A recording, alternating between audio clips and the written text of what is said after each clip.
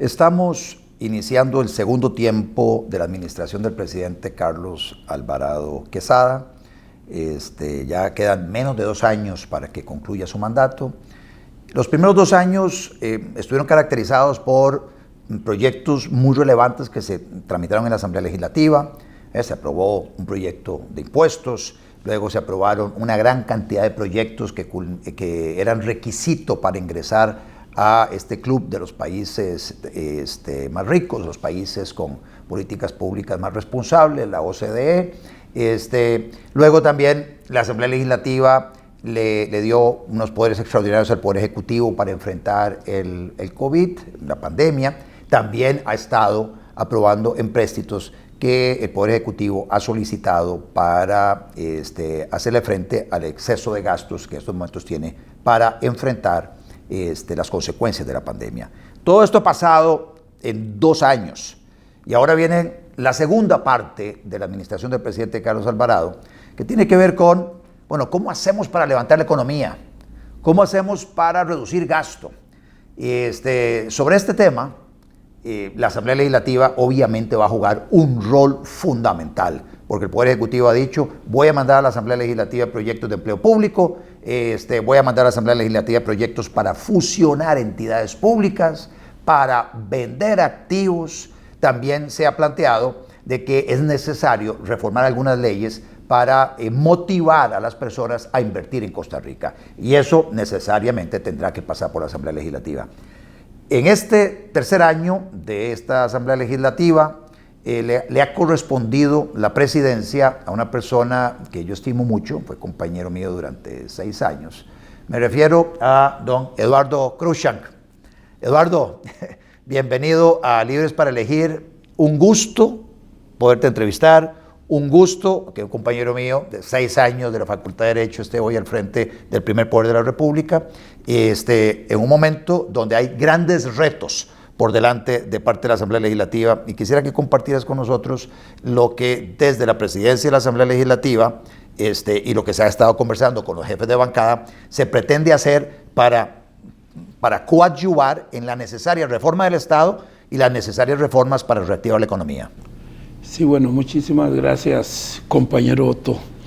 Y debo reconocer que cuando fui electo diputado de la República, tuvimos un almuerzo y usted me dio unos muy buenos consejos que tuve la oportunidad de poner en aplicación, y me parece que esos consejos ayudaron a que hoy sea el presidente del Congreso de la República, de manera que honrarte en ese sentido y agradecerte por esos consejos, con mucho gusto, siempre oportunos tuyos, por la gran experiencia que tienes por haber estado en 3 oportunidades. Dos oportunidades.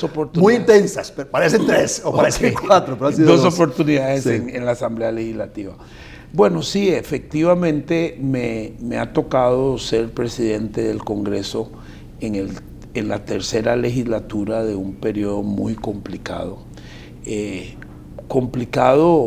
Ya venía siendo complicado por la situación fiscal que atravesaba el país pre-COVID, y ahora con la situación de la emergencia se ha complicado más, porque los pocos recursos con que cuenta el país se ha tenido que venir utilizándolos para paliar de alguna manera la situación de hambre que están pasando muchos costarricenses por el tema de la suspensión de los contratos laborales, la reducción de los contratos laborales y en algunos casos hasta el despido, hasta que se han visto algunas personas. De manera que estamos en un reto muy, muy, muy complicado.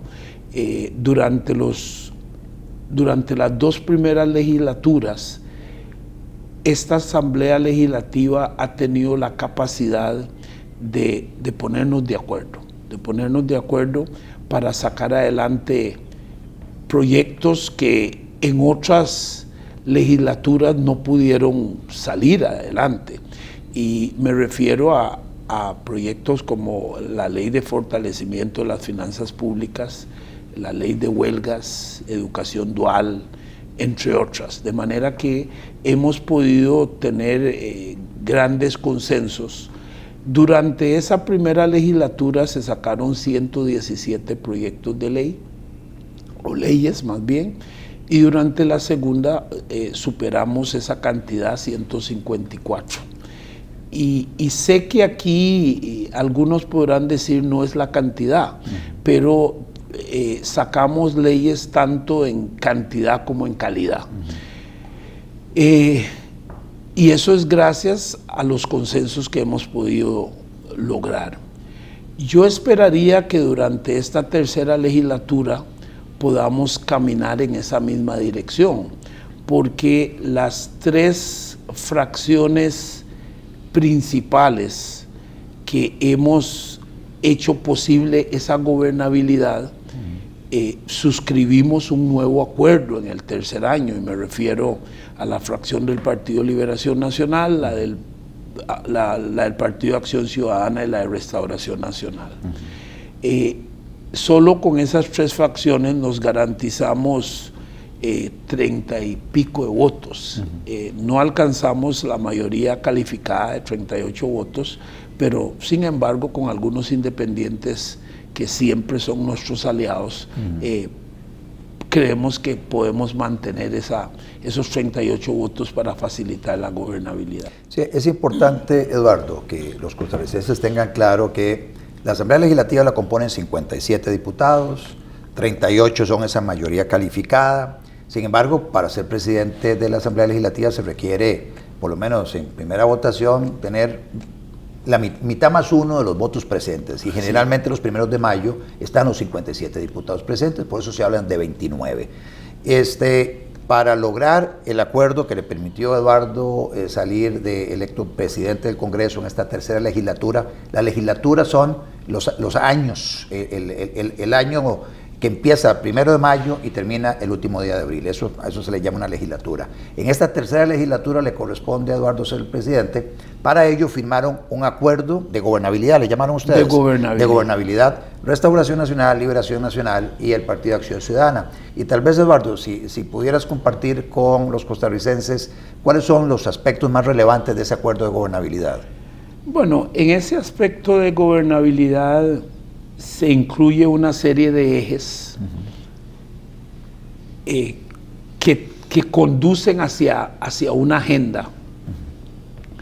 Y entre esos ejes se estableció el fortalecimiento de la Caja Costarricense del Seguro Social, se estableció la reactivación económica, la reforma del Estado, la contención del gasto, el tema fiscal, el tema del déficit fiscal, el tema del 60% del presupuesto que se financia con deudas. En este momento se contempló ese tema, y se contempló también en el tema de empleo público, y en la reforma del Estado, por supuesto, la fundición de algunas instituciones para hacer más eficiente el Estado. De manera que esos son los grandes ejes que se contemplaron en ese acuerdo de gobernabilidad. El trabajo legislativo básicamente parte de comisiones que según reglamento están conformadas. Estamos hablando de comisiones ordinarias, comisiones permanentes especiales, pero para abordar esos ejes que ustedes mencionaron en ese acuerdo de gobernabilidad, ¿están pensando en utilizar alguna otra manera de organizar el trabajo parlamentario para poder ser más efectivos? Bueno, dentro de ese acuerdo también, valga la redundancia, se acordaron una serie de comisiones, una cierta proporcionalidad de los firmantes del acuerdo, que por cierto en los próximos días estaremos integrando esas comisiones. Y también establecimos crear 3 comisiones que para nosotros es fundamental, son fundamentales en este momento. Una comisión para velar por el fortalecimiento de la Caja Costarricense del Seguro Social, porque nosotros creemos que, aunque estemos en tiempos de flaqueza fiscal, el Ejecutivo debe hacer un esfuerzo para ir amortizando la deuda que tiene con la Caja. E incluso en la aprobación del proyecto del BID, estamos destinando 60 millones de dólares para amortizar la deuda de la Caja, y esperamos hacer lo mismo a través de los otros empréstitos que están en camino, porque creemos que la Caja debe ser fortalecida, máxime en este momento de crisis sanitaria que atravesamos.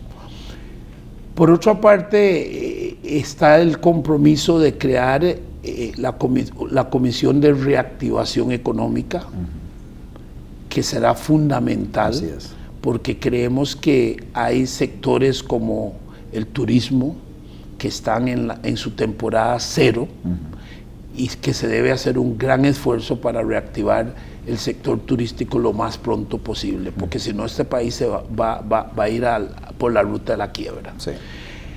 Y la tercera comisión es el de la reforma del Estado costarricense. El gobierno se ha comprometido en poner en la corriente legislativa el proyecto de reforma del Estado, de traerlo, el de empleo público. Se comprometieron hace un par de meses, sin embargo, entiendo que por algún afinamiento que le están haciendo a esos proyectos todavía no los tenemos acá, pero pensamos que en cualquier momento podemos tener esas iniciativas. Y también hay por ahí algún nivel de compromiso en aprobar ciertos empréstitos, los empréstitos que tengan que ver con obra pública, porque creemos que esos empréstitos dinamizan la economía y generan empleo. Los empréstitos que tengan que ver con el canje de deuda cara por deuda barata o al menos más favorable. Y hay alguna reserva con algunos otros empréstitos que se quieren utilizar, digamos, para cubrir el gasto corriente del gobierno. Entonces, por ahí sí creo que va a haber cierta resistencia. La integración de esas 3 grandes comisiones es para los 57 diputados, se van a distribuir los 57 en esas 3 comisiones, o es para aquellos diputados que quieran participar en ellas. ¿Cómo funciona esa parte? Bueno, vamos a respetar el principio de proporcionalidad conforme a la cantidad de diputados que tenga cada fracción. De manera que Liberación, que tiene 17 diputados, si van a ser comisiones de 9 diputados y diputadas, de manera que vamos a respetar la proporcionalidad. Posiblemente Liberación tenga 2 y las demás fracciones tendrán un representante en cada uno. Ya ahorita, Eduardo, uno empieza a darse cuenta que hay diputados que empiezan a manejar un discurso tal vez más político-electoral. O sea, ya pasamos los primeros 2 años y nos estamos acercando al inicio del periodo electoral, que culmina con la elección de un nuevo grupo de diputados, de un nuevo grupo al frente del Poder Ejecutivo. Estamos a 1 año y unos 8 meses de las siguientes elecciones. Estamos a 1 año, menos de 1 año, de que hayan tal vez campañas primarias en algunos partidos políticos. ¿Sentís que eso puede afectar la dinámica parlamentaria ahora que se requiere que arriba de los partidos los los diputados piensen exclusivamente en el país, porque lo que tienen encima es una responsabilidad muy grande. El tema de empleo público, el tema de reforma del Estado, el tema de reactivación económica, no son menuda tarea y requiere que sea visto de lo más desapasionado de la política electoral y poniendo los intereses del país por delante, ¿no? Sí, en circunstancias normales yo entendería que la tercera legislatura siempre será el banderazo de salida de la campaña política. Ajá. A nivel de precandidaturas. Así es. Entonces eso normalmente complica el panorama de la Asamblea Legislativa por las diferentes representaciones de esos precandidatos que hay en la Asamblea Legislativa. Sí. Pero en situaciones excepcionales como en este caso, yo estoy haciendo un esfuerzo para dilatar lo máximo posible ese banderazo de salida de la campaña política. Uh-huh. Porque creo que no es conveniente en este momento, que está por delante el interés del país, uh-huh, de salir primero de esta crisis sanitaria y económica y buscar la reconstrucción del país. Uh-huh. Y me parece que un amplio grupo, los diputados y diputadas, lo entienden claramente. Uh-huh. Entonces, yo espero que los partidos políticos también ayuden en ese sentido y sostengan lo máximo posible el arranque de esas legítimas aspiraciones políticas que tienen, pero que en este momento debemos sacar el país adelante. Eso también trae un poco de celos hacia el partido que está en el gobierno, porque alguna gente está viendo que el hacer un esfuerzo para sacar al país adelante en esta tercera legislatura, de alguna manera fortalece al partido que está en gobierno. Así es. Máxime si consideramos que muchas de las obras públicas que están en ejecución estarán llegando a su final casi en los arranques de la campaña política. Entonces, eso trae mucho celo de parte de las fracciones de otros partidos que creen que ciertamente hay que sacar adelante al país, pero hay que tener mucho cuidado de no favorecer al partido de gobierno para que tengan la posibilidad de ganar una tercera elección. Eso es lo que, por lo menos, eso es lo que se oye en los corrillos de la Asamblea Legislativa. Entonces, eso hace que tengan muchísimo, pero muchísimo celo a la hora de aprobar ciertos proyectos de ley. Entonces, habrá que hacer un trabajo muy delicado para poder mantener esa línea para no favorecer. Para ser presidente del Congreso se requieren de ciertas habilidades, y más en una tercera legislatura, que como menciona Eduardo Cruzan ahora, ya empiezan esos fuegos electorales. Dichosamente, Eduardo, y lo conozco hace muchísimos años, tiene un don de gentes, es estudioso, tiende puentes, es una muy buena persona y además muy buenas intenciones. Ojalá, Eduardo, que en este tercer año te vaya muy bien como presidente. Si te va muy bien como presidente, nos va bien a todos también. Ojalá que los diputados también entiendan el rol y estoy seguro, la mayoría de ellos van a entender el rol trascendental que tienen en esta tercera legislatura en relación con el tema de reactivación económica y reforma del Estado. O sea, lo que vayan a hacer allá es fundamental y espero que acometan eso con muchísima responsabilidad y con el liderazgo tuyo, ese liderazgo de tender puentes, de construir consensos con las diferentes bancadas y los diferentes diputados.